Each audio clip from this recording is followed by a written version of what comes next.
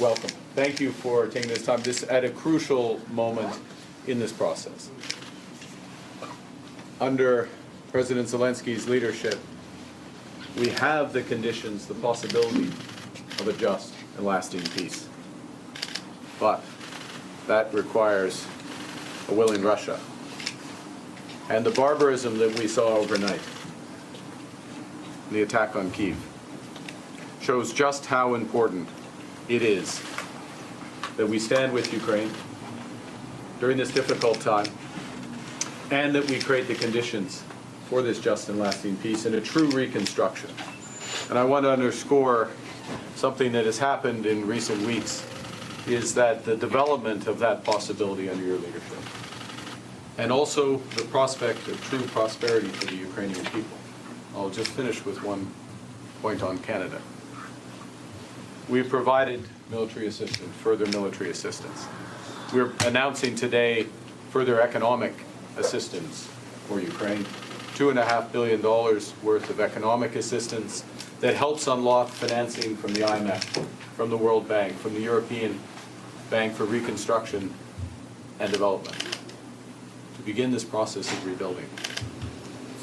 We have an important bilateral meeting and then a meeting virtually with our colleagues from the coalition of the willing. Il y aura une réunion bilatérale et puis une réunion de la coalition de volonté, et nous sommes maintenant, point final, d'une négociation très importante avec M. le Président Trump, qui lui-même a créé des conditions clés pour une paix juste et durable. So, thank you again. Thank you so much. Thank you for having us. Dear Mark, Prime Minister, dear journalists, dear Canada, thank you for your support, first of all. And thanks for your words that you mentioned about this tonight attack. It was really very difficult, hard attack. Russia launched more than 500 drones and dozens of missiles. And thanks for air defense of our partner. That's not enough. Yeah. And this attack is again Russia's answer on our peace efforts, and it's really shows that Putin doesn't want peace, and we want peace. And he's the man of war, but he's afraid to speak about publicly. But we see these steps, and what we need to stop this war in any way. And we need two things: pressure on Russia and sufficient strong support for Ukraine.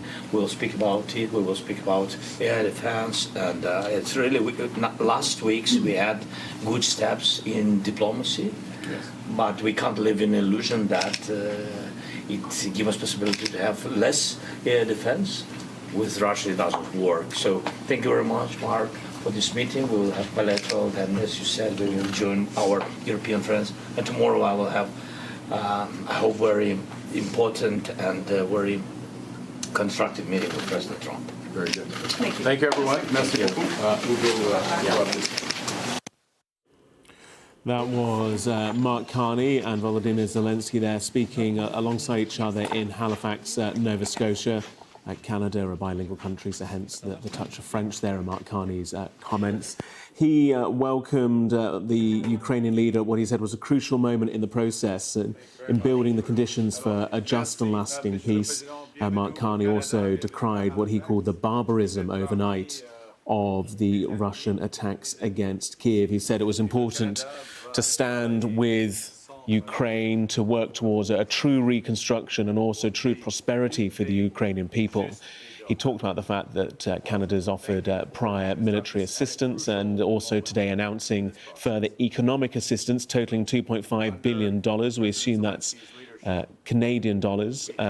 He said that would unlock further aid from the International Monetary Fund, the World Bank, and also European reconstruction banks as well. So that was the Canadian perspective. For his part, Volodymyr Zelenskyy, who is stopping off in Canada, Nova Scotia, en route to Florida, America, he said there had been good steps in diplomacy in recent weeks. He thanked Canada for its support, and again, as Mark Carney called the barbarism, the attack overnight, It was described as Russia's answer to our peace efforts by the Ukrainian leader. He said there was over 500 drones and dozens of missiles fired against Ukraine and the Ukrainian people.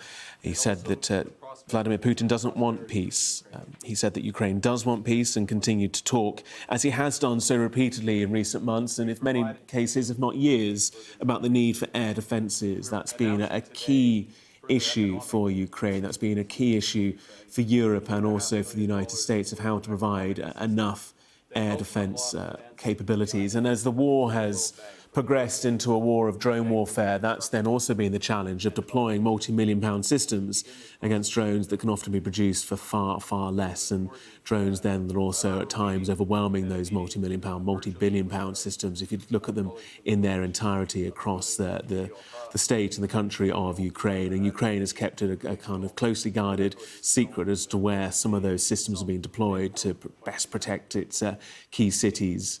We've seen multiple rounds of 500 plus, if not 800 drones and missiles being used to target Ukrainian infrastructure. As we've seen in previous years, Russia once again targeting the energy infrastructure of Ukraine. We understand that around 500,000 households without power, around 300 or 1,000 or so without heating as well in the Ukrainian capital as a result of those Boxing Day overnight strikes. And the timing is not coincidental. Whenever Ukraine, the West, Europe and the United States work more closely in lockstep towards efforts to develop a peace plan, we often then see Russia responding militarily to show that it still has the capacity, its economy on a war footing, to ensure that it can continue to bring about this war, or as it describes, of course, a special military operation. But as our defence analyst Sean Bell can attest, this is far from a special military operation, is it, Sean? We're almost approaching the 4-year anniversary of this conflict, and it appears as though, despite all the diplomacy and that increased sense of togetherness between Ukraine and its Western supporters, there's still that issue that President Putin wants very different things. And bringing him to the table in the first case and then finding consensus in the second is proving very hard. Yeah, good evening, Gareth. You're absolutely right. I mean, tragically, as you say, we're heading towards the start of the 5th year of this invasion. I mean, what a dreadful statistic.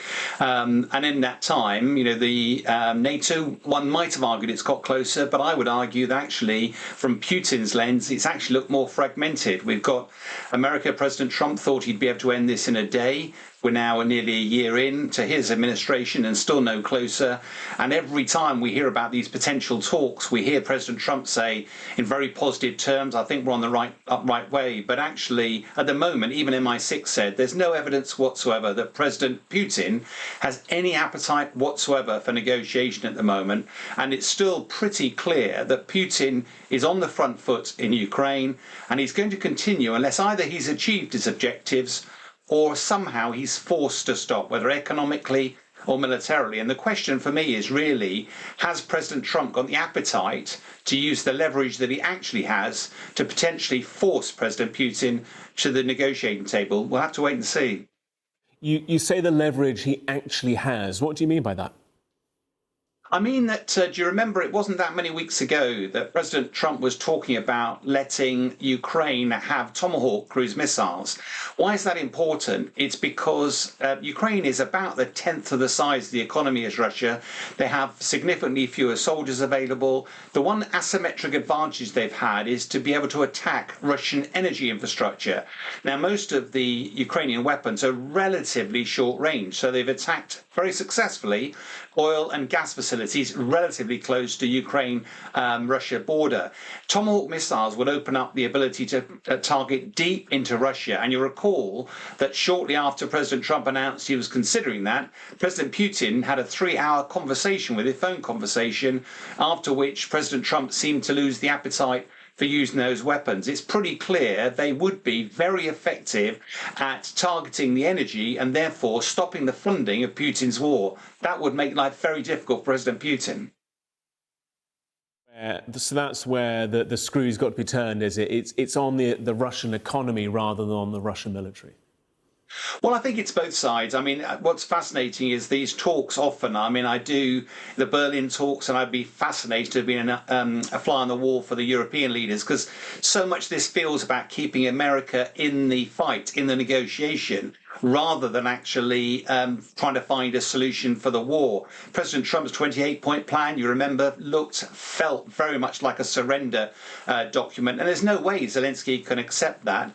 European leaders have got to find a way of stepping up and looking at other ways that pressure could be brought to bear on President Putin. Escalation is one of the things that he would fear. I know he's been very robust about it, but a no-fly zone over part or all of Ukraine.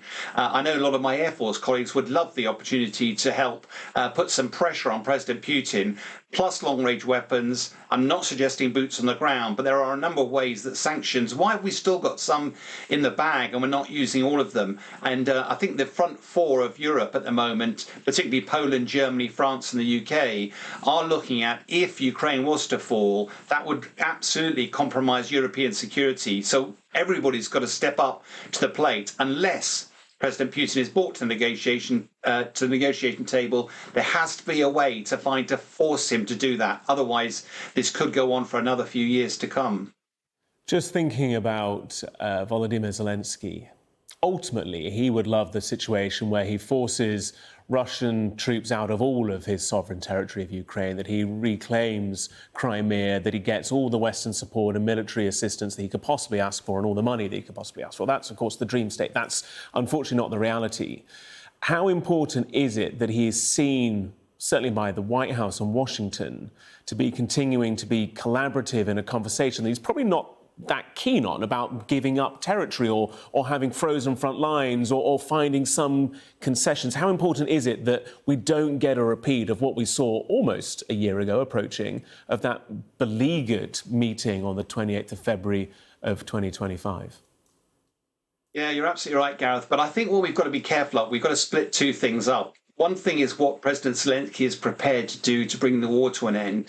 And the second one is how much he's prepared to discuss that in open. There are lots of suggestions that Russia, even if you announce where you might be prepared to compromise, Russia will probably just take that and then continue to negotiate even harder elsewhere. So negotiations have to be held with give and take. There has to be a pressure point on President Putin. So there are some benefits and some compromises that have to be made. I think if you go back 3 years now, we were a year into the conflict, and I remember talking to a Ukrainian interpreter in Sky News, and they said to me, "Why are you so downbeat? We're going to win. We're going to kick Russia out of every corner of our territory." Well, my most recent visit to Ukraine, I have to say the sentiment was very different. Many years of war, the tremendous loss of life, the hardships they're all enduring, the effects on communities. I think now everybody's got more of an appetite for compromise. Territory undoubtedly is a key issue, but the other one is security guarantees. There's lots of talk at the moment about America offering some sort of Article 5 type guarantee, but the harsh reality is 30 years ago, just over 30 years ago, President Zelensky's predecessors accepted a signed contract that if they gave up nuclear weapons, that their security would be guaranteed. 20 years later, Russia ripped that up and came into Crimea. So there'll have to be more than written guarantees. There'll have to be something a lot more robust. And I sense that's the key sticking point here. Territory, almost certainly part of it will have to be ceded in some form, may not be permanently, but in some form. But those security guarantees to stop Russia catching its breath for a few years and then coming again, that's what Ukraine wants to avoid.